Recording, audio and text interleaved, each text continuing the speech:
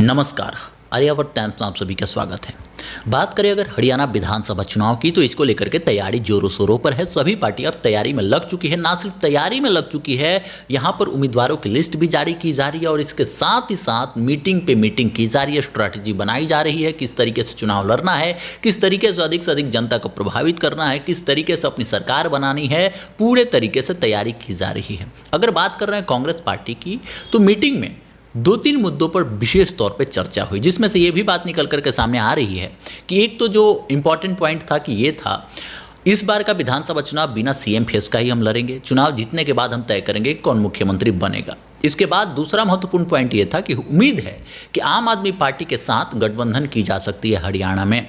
तो अगर दोनों में गठबंधन होता है तो इसका एनडीए गठबंधन पर क्या प्रभाव पड़ेगा। सबसे पहले हम आप सभी को बता दें कि जिस तरीके से हरियाणा में माहौल बना हुआ है, अभी कुछ ही दिन पहले कंगना रनौत का भी एक बयान खूब वायरल हो रहा था, जिससे हरियाणा विधानसभा चुनाव प्रभावित जरूर हो रहा था। कंगना रनौत आज सिर्फ एक अभिनेत्री या फिर भारतीय जनता पार्टी सपोर्टर नहीं रह गई है, वो आज भारतीय जनता पार्टी की नेत्री और सांसद भी हैं। आप सभी को बता दें कि उन्होंने कहा था कि किसान आंदोलन में बहुत सारे औरतों के साथ दुष्कर्म किया गया, महिलाओं के साथ दुष्कर्म किया गया और खूब चोरी और लूटपाट की गई, दंगे जो है किए गए। इस पर कहीं ना कहीं हरियाणा के जो किसान थे उनमें भी नाराजगी दिखी। उन्होंने कहा कि आतंकवादी और उपद्रवी या फिर रेपिस्ट अगर हमें कह रही हैं तो ये कहीं से भी शोभनीय नहीं है, ये गलत है, निंदनीय है। बहुत ज़्यादा उसको लेकर के प्रोटेस्ट भी किया गया, उनके पुतले जलाए गए, जगह जगह पे बहुत कुछ किया गया।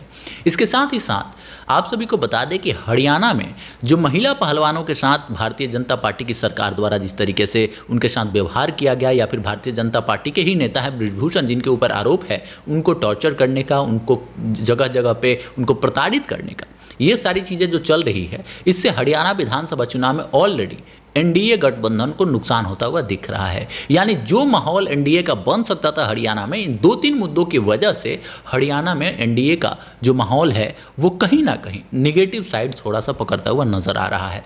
एक्चुअल रियलिटी की अगर बात कर रहे हैं तो वहीं पर अगर आम आदमी पार्टी और कांग्रेस का गठबंधन होने में सफलता मिल जाती है तो निश्चित तौर पर एनडीए बहुत कमजोर वहां पर हो जाएगी, क्योंकि वोट शेयर बहुत ज़्यादा एक तरफ आ जाएगा और एनडीए कहीं ना कहीं अकेली रह जाएगी। लेकिन ऐसा नहीं है कि गठबंधन हो जाने मात्र से एनडीए लड़ाई से बाहर हो जाएगी। लड़ाई जबरदस्त तरीके से होनी है, घमासान होने को मिल रहा देखने को मिलेगा और सभी दिग्गज नेता, देश के शीर्ष नेता हरियाणा चुनाव पर अपनी पैनी नज़र बनाए हुए हैं और बहुत जल्द आप सभी देखेंगे कि बड़े से बड़े नेता वहां पर आप सभी कैंपेन करते हुए नजर आएंगे। इसके साथ ही साथ चुनाव प्रचार करते हुए नजर आएंगे, जिसमें भारतीय जनता पार्टी की अगर बात कर रहे हैं अमित शाह, जेपी नड्डा, प्रधानमंत्री श्री नरेंद्र मोदी, इसके साथ साथ जो दिग्गज चुनाव के प्रचारक हमेशा से रहते हैं, स्टार प्रचारक, वो वहाँ पर जाएंगे। अलग अलग राज्यों के मुख्यमंत्री भी वहाँ पर आएंगे। जो हरियाणा के किसानों को, हरियाणा की जनता को प्रभावित कर सकता है वो सभी लोग उतरेंगे। इसके साथ ही साथ इंडिया गठबंधन से भी बड़े बड़े दिग्गज नेता उतरेंगे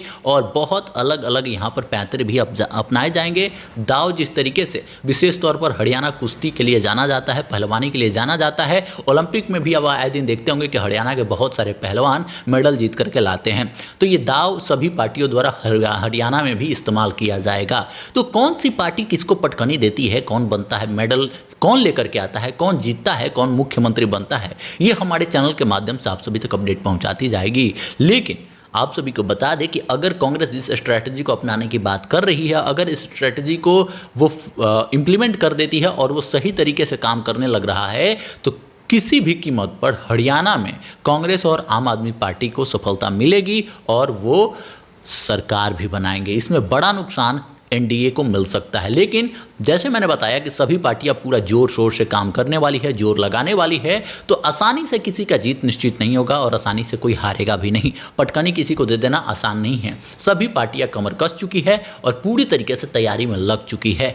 जिस तरीके से चुनाव की तैयारी होती है, चूँकि लोकसभा चुनाव के बाद काफ़ी कम समय मिला इस चुनाव की तैयारी के लिए, और ये बहुत कुछ बयां करेगा जिस तरीके से लोकसभा चुनाव में एनडीए सरकार को, यानी विशेष तौर पर भारतीय जनता पार्टी को कहीं ना कहीं लॉस होता हुआ दिखाई दिया। तीसरे टर्म में भारतीय जनता पार्टी कहीं ना कहीं कमजोर हुई। इस वजह से माना जा रहा है कि हरियाणा चुनाव भी इंपॉर्टेंट है और उस पर सभी का ध्यान है। आप सभी को क्या लग रहा है कि हरियाणा में किसकी सरकार बनेगी और आप किसे सरकार में देखना चाहते हैं, जरूर कमेंट बॉक्स में बताइएगा।